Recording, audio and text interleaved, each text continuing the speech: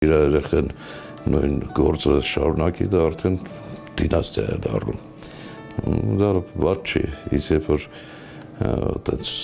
ցեղում ինչ-որ այդպես դինաստիա է, այդպես ընտանիքով, դա ավելի ոնց որ լավ մասնագետներ են էլի առաջանում որպես կարգ։ Միանշանակ կարելի ասել, որ առանձնահատկություններ կարգապահությունն է ընտանիքի մեջ,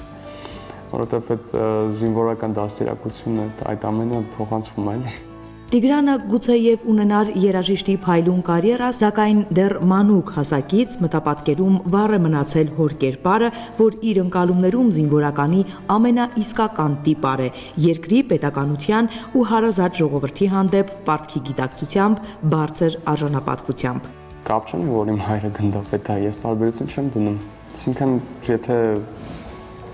հայրս պետքա գնդապետ լինի, ես պետքա ինչ-որ տարբերվեմ ուրիշներից ինչ-որ բանով։ Ոչ, պետք է իմ ուժերով հասնեմ։